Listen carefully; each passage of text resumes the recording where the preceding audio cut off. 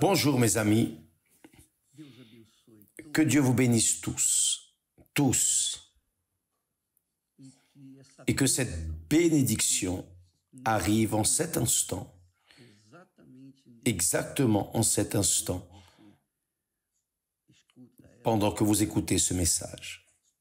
Que ces paroles viennent à la rencontre de votre nécessité, la nécessité la plus grande, qui est la nécessité spirituelle, qui est une foi consciente et intelligente.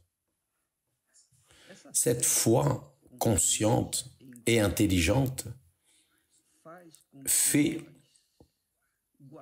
que nous gardions notre salut, le salut de notre âme. J'étais en train de lire le texte sacré quand l'apôtre Paul, qui était emprisonné à Césarée, à cette occasion, il lui a été donné la chance de parler, de se défendre, de défendre sa foi. Donc, il est arrivé au point de dire ainsi: faites attention, mes amis, parce que vous devez considérer les mots. Je cherche à dire ces mots tout doucement pour que tous puissent prendre chacun de ces mots et s'y accrocher. Regardez, il dit, il était en train d'être accusé de créer des révoltes parmi les Juifs. Et alors, à un certain moment, il dit, dans sa défense, ayant en Dieu cette espérance, ayant en Dieu cette espérance, comme ils l'ont eux-mêmes,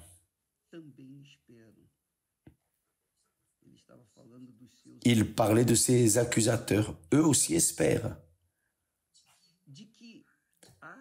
qu'il y aura une résurrection des justes et des injustes, c'est-à-dire tous, nous serons ressuscités, bien sûr. Les justes seront jugés par le tribunal du Seigneur Jésus-Christ qui les a justifiés. Et les injustes seront jugés par le tribunal du Père, du juste, du Très-Haut. Et les injustes n'auront pas de défense, ils n'auront pas d'avocat de défense, parce qu'ils auront résisté, ils ont renié la foi en Jésus. Donc, Jésus ne peut pas les défendre devant le Père. Mais les justes seront jugés et absous, parce que leur avocat, c'est le Seigneur Jésus. Jésus nous justifie à cause de notre foi en lui. Jésus est mort et a payé le prix pour notre âme, notre salut. Donc,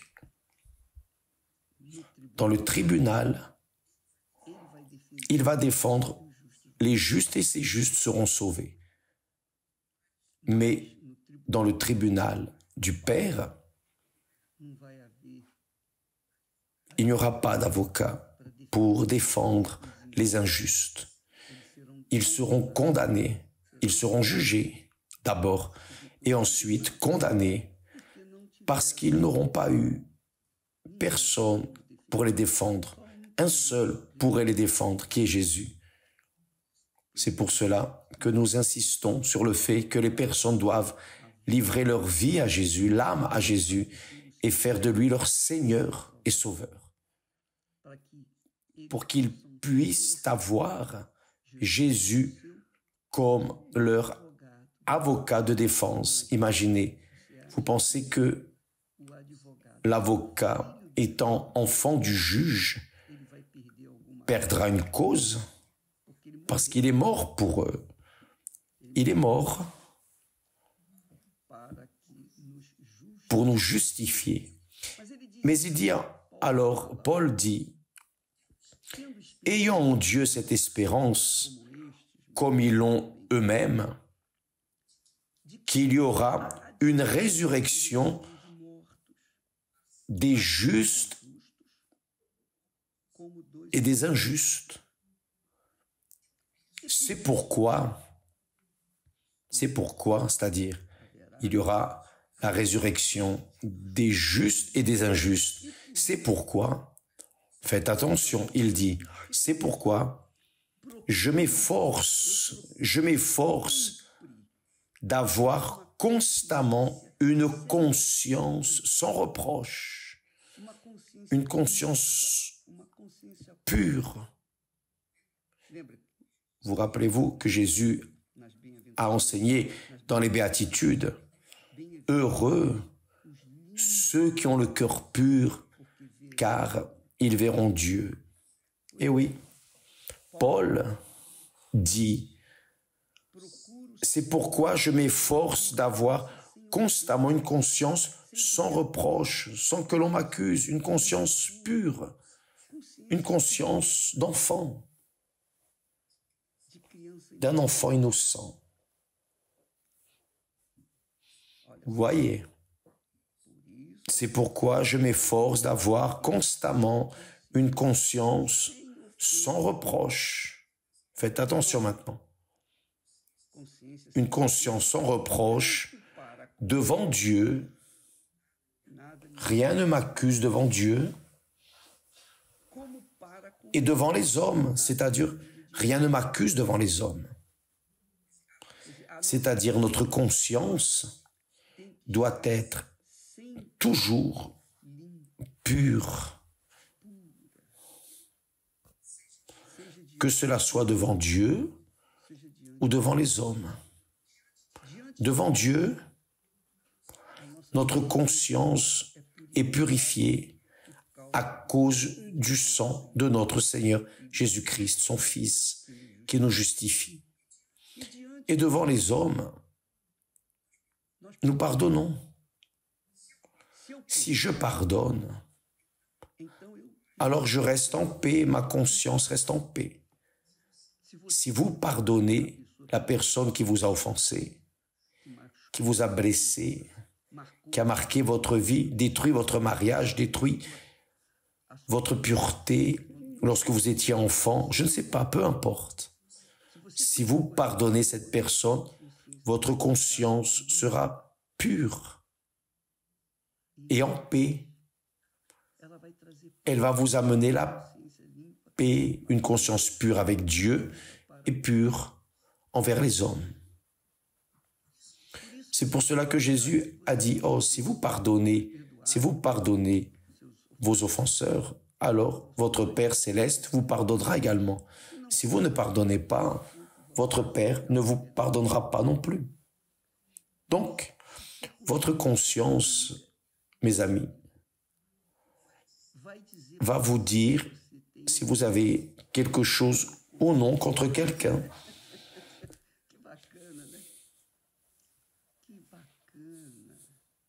C'est-à-dire, notre conscience, si nous sommes en péché, la conscience accuse immédiatement devant Dieu. Nous péchons contre Dieu. Lorsque nous désobéissons, lorsque nous faisons quelque chose qui n'aurait pas dû être fait, et Dieu désapprouve, alors notre conscience accuse. Et nous n'avons pas la paix. Jusqu'à ce que nous confessions et nous disions, Seigneur, j'ai péché, je reconnais, je confesse, pardonne-moi. Et il pardonne au nom du Seigneur Jésus. Maintenant, cette conscience doit être pure aussi devant les hommes. Je ne peux pas avoir une conscience pure envers Dieu et mauvaise envers les hommes. Si j'ai une conscience pure envers Dieu et que je n'ai pas une conscience pure envers les hommes, je n'aurai pas de conscience pure envers Dieu, car je serai en train de désobéir à la parole de Dieu, car il a dit pardonne. Si vous pardonnez, je pardonne. Si vous ne pardonnez pas, je ne pardonne pas non plus. Donc, si ma conscience ne me permet pas de pardonner la personne qui m'a blessé, alors Dieu ne va pas non plus me pardonner. Donc, ma conscience ira mal aussi bien avec Dieu qu'envers les hommes. C'est une question de foi intelligente, mes amis. C'est une foi rationnelle. C'est une foi que vous pesez, évaluez, analysez. Ça, c'est la foi que nous proclamons dans ce monde, la foi avec intelligence. Tout comme aujourd'hui, jeudi, nous avons les réunions de la thérapie de l'amour, c'est-à-dire de l'amour intelligent, pas l'amour émotif, l'amour tralala, mais l'amour intelligent. Les personnes se trompent et souffrent et parfois perdent même la vie à cause d'un amour qui n'est pas intelligent, s'attache à d'autres personnes avec un amour stupide, un amour fantaisiste. Et elles perdent, se marient mal et là vient l'enfer. Elles vivaient un enfer avant de se marier et après se marier, elles vivent 2 enfers. Donc, mes amis, utilisez votre intelligence quand vous traiterez aussi bien de votre foi que de l'amour. Aussi bien la foi comme l'amour ont besoin d'une intelligence. Vous avez besoin de penser, de raisonner. Vous n'avez pas besoin d'être une personne formée, avoir un cours supérieur. Non, rien de tout cela. Il vous suffit de penser la foi avec intelligence et l'amour avec intelligence. Nous pensons, raisonnons, pesons, évaluons. Et alors, nous arrivons à une conclusion plausible. Cela marche quand avec crainte envers Dieu, avec une conscience pure devant Dieu, il illumine, donne la direction, il vous rappelle que vous devez, ce que vous ne devez pas faire. Donc, vous comprenez ce que je suis en train de dire? Certainement. Je vais lire le texte de nouveau et je vais le laisser là, enregistré, pour ne pas oublier. Le texte dit ainsi, la parole de Paul dans sa défense devant le gouverneur. Ayant en Dieu cette espérance,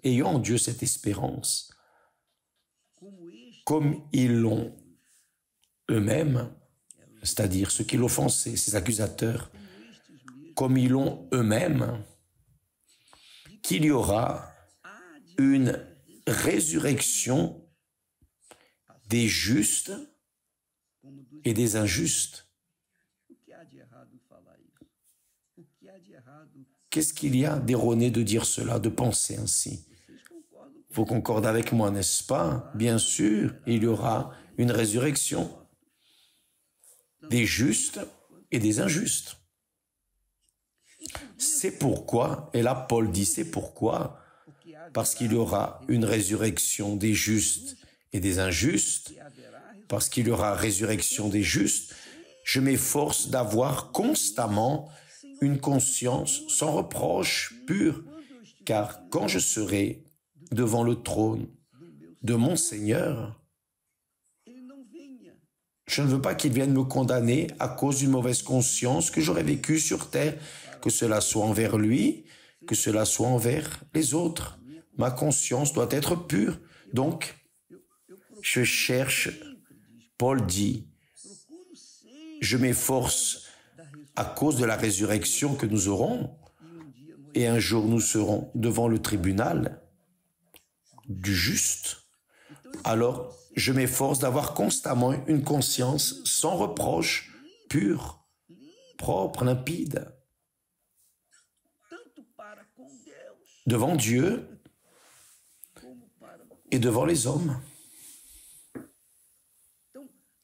Donc, le pardon, mes amis, n'est pas une question de sentiment, de sentir ou pas, de volonté, de pardonner ou non. Vous n'avez pas besoin d'avoir envie de pardonner. Vous devez vouloir et décider, je pardonne. C'est une question d'intelligence, parce que c'est votre âme qui est en jeu. Donc, je prie pour toutes les personnes, y compris celles qui m'ont offensé, qui m'ont blessé, enfin, qui m'ont agressé, que Dieu ait compassion d'elles. Que Dieu ait miséricorde d'elles comme il a eu de moi. Je veux être avec ma conscience propre, non seulement envers Dieu, mais aussi envers les hommes. Parce que si je n'ai pas ma conscience pure envers les hommes, je ne serai pas avec la conscience pure devant Dieu. Cela est clair, très clair. Donc, il est obligatoire que chacun pardonne de manière consciente. Je pardonne tel, même si mon cœur ne le veut pas. Mais ma pensée, mon intellect, dans ma conscience, je pardonne cette personne. Point, c'est fini. Et là, le Saint-Esprit vous donnera la paix avec Dieu et avec la personne. Et vous aurez la paix. Vous allez remercier, votre corps va remercier, votre âme va être soulagée, va entrer en paix. Et votre esprit va remercier Dieu. Donc, mes amis,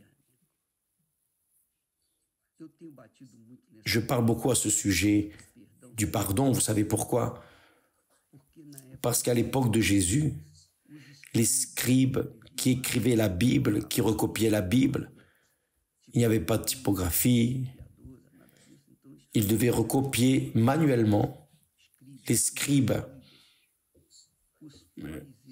les pharisiens, les sadducéens, les religieux, les rabbins, les sacrificateurs devaient, ils avaient leur foi comme une profession, comme une affaire. Parce qu'à l'extérieur, d'une certaine manière, ils accomplissaient les lois, mais à l'intérieur, ils n'accomplissaient pas la loi, parce qu'ils faisaient des choses erronées. C'est-à-dire, ils étaient hypocrites. Dieu est l'hypocrisie. Il est l'hypocrisie. Donc, la religion pure et véritable, sans tache, c'est une conscience pure envers Dieu et envers les hommes. Quand la personne a cette conscience pure, que rien ne l'accuse, ni devant Dieu, ni devant les hommes, alors elle vit en paix. Voyez par exemple, nous mettons ici des témoignages de personnes qui ont eu la paix seulement après avoir pardonné. Ne voulez-vous pas la paix? Combien de personnes disent « Ah, si je pouvais, je donnerais tout ce que j'ai pour avoir une minute de paix. » Non, Dieu ne veut pas vous donner une minute de paix. Il veut vous donner la paix permanente, éternelle. Vous n'avez pas besoin de donner ce que vous avez pour cela. Il vous suffit de pardonner. En pardonnant, vous aurez la paix. Si vous ne pardonnez pas, vous n'aurez pas la paix. Vous n'aurez la paix ni avec Dieu, ni avec les hommes. C'est pour cela que Jésus dit « Accorde-toi promptement avec ton adversaire, reste libre de tout sentiment mauvais, rancœur, rancune, haine, quoi que ce soit. » Comprenez-vous, mes amis? Que le Saint-Esprit vienne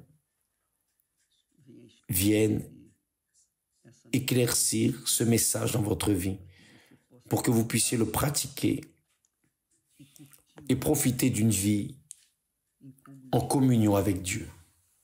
Que Dieu vous bénisse et à demain. N'oubliez pas, plus tard, l'évêque Renato et Christiane seront au temple de Salomon, arrachant, expulsant la malédiction que les enfants portent comme héritage des parents. Les parents se sont séparés et les enfants sont en train de se séparer et les petits-enfants vont se séparer aussi et successivement. Il y a une malédiction.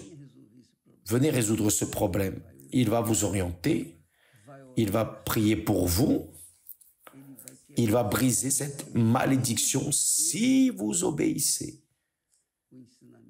à l'enseignement de la parole de Dieu, d'accord? Que Dieu vous bénisse et à demain au nom du Seigneur Jésus. Amen.